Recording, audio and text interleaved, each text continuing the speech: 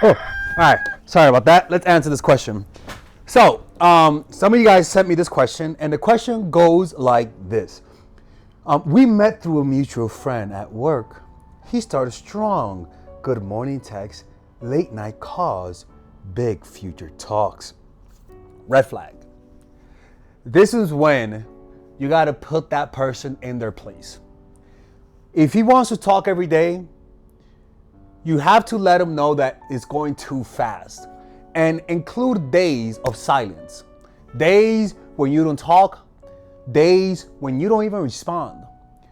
Because sometimes some men want to love bomb you because it's a strategy that worked. They like the quick validation. And if you allow them to control the pace, what these types of guys do eventually is that as soon as you open up, as soon as you fall in love, they pull away. Because they like things at a fast pace.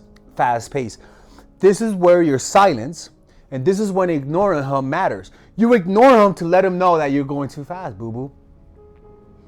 Like, I've met women who when I meet them, they want to see me, and then the next day, and I'm like, whoa, wait a minute.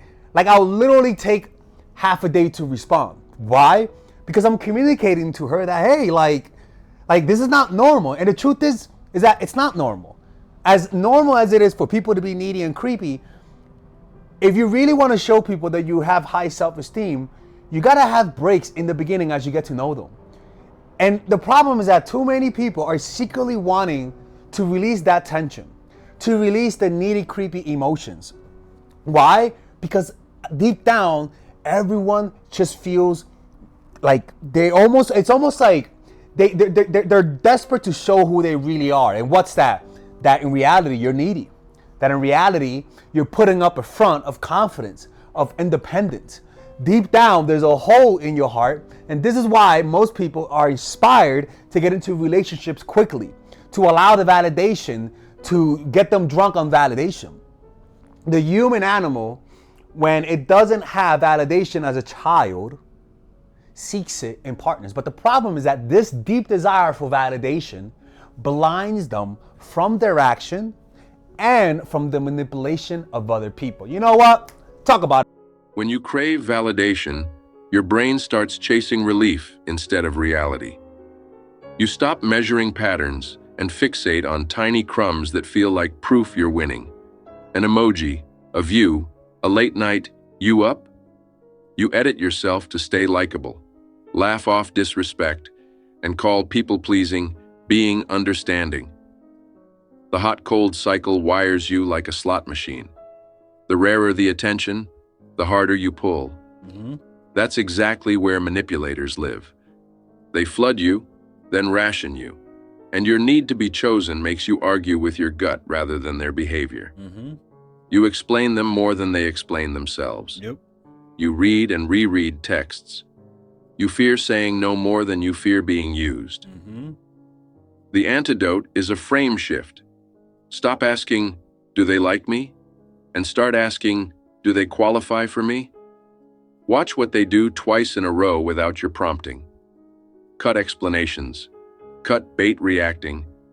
Keep only neutral logistics, answered late and short, while you check whether effort rises on its own.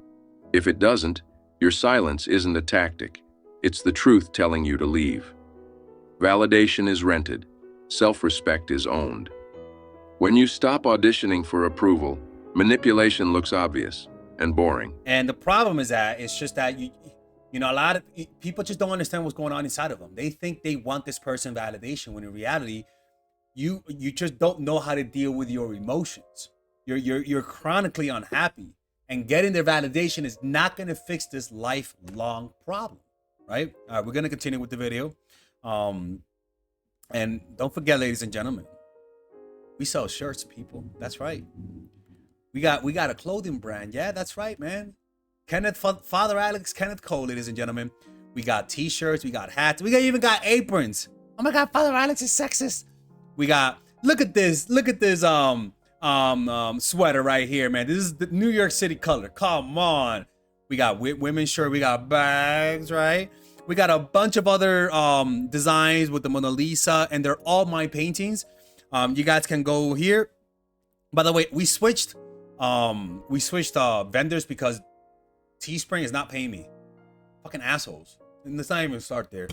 So yeah, man, thank you for people who purchased from this site. I really do appreciate it. All right, let's continue with the video. Rather than saying, hey, you know, let's slow this down a little bit. You're just slowing down by ignoring them until the proper time. So if I saw them today and they want to see and they want to see me tomorrow, I just don't respond. Or I'll just say, hey, I can't talk this week. I'm gonna be busy, right? And if they message me, I'm not gonna respond. Sometimes you gotta let them know through your actions, not your words, right? So that's one thing. And by the way, people, we have a free gift for you guys, right? There's a free gift about how it's an audiobook that I wrote about how to get a guy to chase. You guys can get the free gift on the description down below, and also it comes with a free ebook about the hot and cold formula. You guys can get that on the description down below, and with that, you guys sign up for my free newsletter. Also, we're going to London, we're going to LA, and we're going to New York City. You guys can purchase tickets on the description down below. It's going to be a 2-day seminar. And in that 2-day seminar, it's going to be about how to create commitment. All right. We start off with a meditation because it's important to teach you guys what I learned about how to detach. And then the next 3 hours is going to be pure lecture. So if you guys want to see it live and see Father Alex in real life, because I do exist, you guys can click on the description down below, and there you're going to see the dates on in the comment section. So remember. So then he flipped short reply. Okay. So he started strong. Late night calls, big future talks. Then he flipped to short replies, vanishing for days, breadcrumbing me with memes, and you good at 1 a.m. What? Oh, hell no. 3 weeks in, I got hit with personal stuff and got clingy. I told him I don't do casual. He said he felt the same. Oh, I guess he's honest. We slept together. And the next day, the next meetup, he ended up with a quick no spark. Oh, okay. Oh, shit, okay. A week later, he texted me like nothing happened. Thought I'd see you last night and got sick. I tried a tiny silence, 5 days. No posts aimed at him, no text. He started watching all of my stories, liked old pics, then sent coffee, like a coffee text. We share co-workers and friends. So I don't want to look petty or start drama. Good, you're not from the Bronx. But I do want the frame back and for him to be the one doing the work. Okay. Father Alex, if I go quiet now, how do I run it properly in a shared work friend circle? What exactly do I stop doing? What minimal replies are acceptable? How long do I do it? Wait, Jesus Christ, so many questions. Okay. So, listen, man. If you're working with someone, sometimes just setting boundaries and saying, hey, look, man, this is not working out. I need some space. You don't go silent because you don't know, because you do know him. You have friends together. So it's best to just verbally say, hey, you know, like, I don't like the way things have been working out. I need some time to think. And please don't text me within that time. And wait like a month or so. This is going to tell you a lot about this person. If he doesn't respect your silence, that's a red flag. But if he does respect your silence, what's going to happen within that silence, he's going to realize that, yo, this girl is not needy and creepy as I thought, right? And so in that silence also, it's going to create impatience. His imagination is going to run wild. And possibly when you come back, that's when you see whether or not it worked. Because when you say, hey, I thought about it, you still want to hang out? If you do that, what we expect is for him to be on his best behavior from now on. Because maybe he was acting like that because he thought you were something else. You know, he thought you were sweet. He thought you were needy and creepy. So you change that up with strategic silence, strategic distance, and then you test whether or not it worked. What I mean test is this. If you test it, it means that there's a possibility that he might have failed. It's not that you come back full steam. The problem is this, is that sometimes when you're needy and creepy, you don't know how to be You either know how to be completely cold or 100% needy. It's similar in addiction. If you are addicted to something, you can't moderate it. Like you can't just take a break and then come back and just from now on be moderate. No. What happens is that you could take a break and you could stop, but the signs that you're addicted is that when you go back, you literally go back to where you ended it. Like if you smoke weed and you smoke 10 blunts a day, you take a break, when you come back, you're not gonna smoke 2 blunts a day. You're gonna literally go back to 10 blunts a day. And that's a sign. And sometimes y'all are trying to act confident, but then when you get validated, you realize that you keep doing the same thing. What's going on is that there's an emptiness inside, and you're using this as a way to self-soothe. That's what's going on. The way to overcome that is to stop getting into those dynamics. Those dynamics where you don't know if they like you or not, where you are uncertain, trigger this response that you can't control. With these types of people, you have to identify them by how they make you feel. Go after people who make you feel confident from the beginning. Go after people who you don't have to call me for. The problem is that your low, not you, but just in general, low self-esteem causes people who don't trigger this obsession to look boring to you. So the way to fix this is not to change this person. The way to fix that is to develop true self-esteem. Learning how to go from unhappiness to happiness, from stress to relaxation, from anger to peace. And this requires that you stop just focusing on the relationship. You literally focus on applying this to every area of your life. Observe your compulsive habits and learn to overcome them. And what happens is that focusing on all your, for example, me, I haven't had an addiction to eating a lot of burgers, right? I had an addiction to weed, right? I had an addiction to playing basketball all the time. That's a real thing. Like I was compulsively playing basketball. I had an addiction, and not an addiction, but just a habit of continually being disorganized, right? And or I didn't have the habit of meditating consistently. What happens is that when I learned to practice to focus on meditating more consistently, cleaning my room more consistently, moderating my basketball use, quitting weed, you know what happened with my relationships? It improved. I became less needy. All this time I was trying to fix my relationships, when in reality I had to fix everything on the peripheral. And when I fixed everything on the peripheral, all of a sudden my relationships improved because I got at the core problem. It's like your knees. If you got knee problems, sometimes trying to work on your knees directly is not gonna work. It's all about strengthening everything around the knee. So it's all about strengthening what? Your frontal cortex. You know, let's talk about it, Robert Greene. Sometimes the fastest way to fix a relationship is to stop trying to fix the relationship and fix the ecosystem that feeds it. Like I say, ecosystem. Treat it like gravity.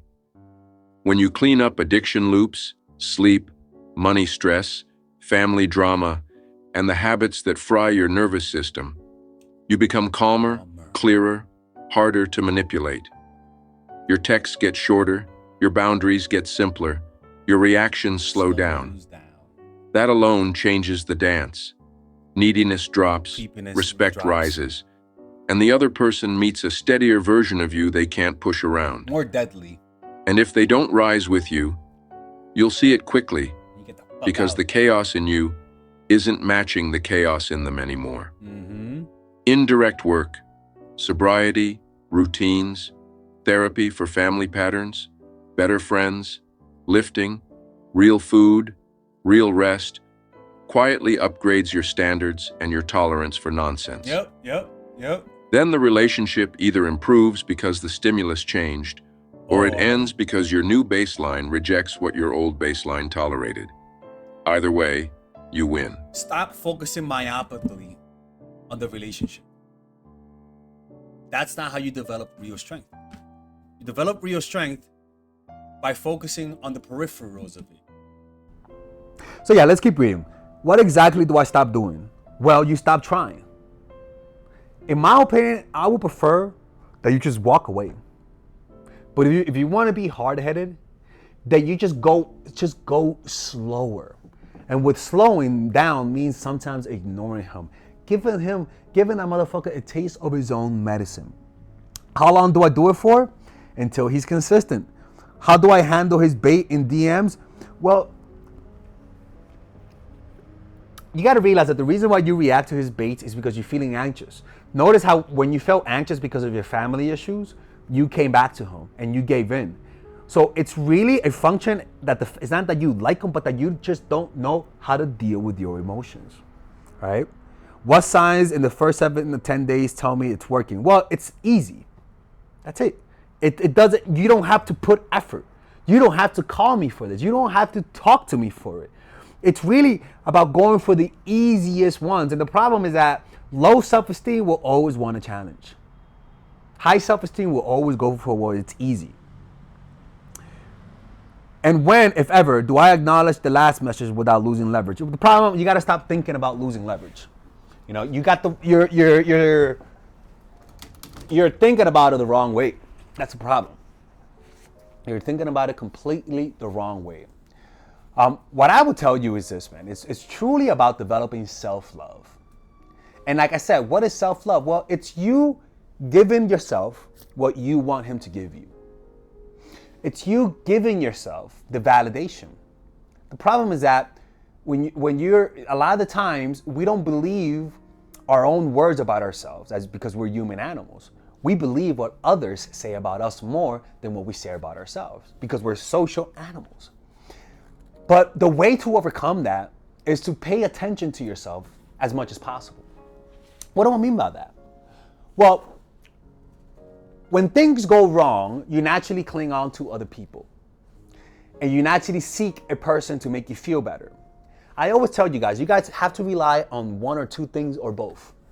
Rely on God. When you trust God and put it in his hand, you will feel better about yourself. I'm sorry, that's just the truth.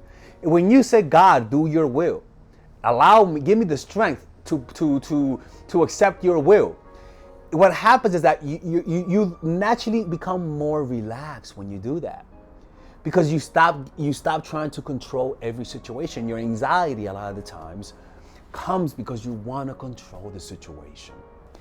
Give it in God's hand.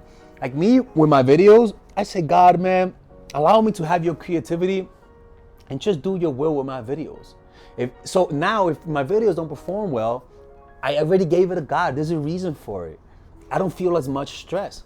If my videos did well, I don't allow myself to feel grandiose. I say he was the one that did it. It keeps you in an equilibrium. But the problem is that we don't know how to trust in God, right? So that's why I tell you guys, literally, this is what I did. I swear to God, like, you guys know I don't lie.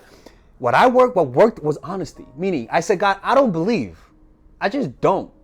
But I'm praying because I have no other choice. Help me believe. That honesty, not praying like you fake, like you're like, I hope this works. No, just tell him that you don't believe. He knows that shit. Like, he knows. And what happens is that through your honesty, you learn to believe. Or become aware of the sensations of the body. Notice all of the sensations as you scan the body from head to toe. And what happens is that through Vipassana meditation, your body begins to observe the reality that's in front of you. And this reality calms you down because when you stop seeing reality, you get stressed.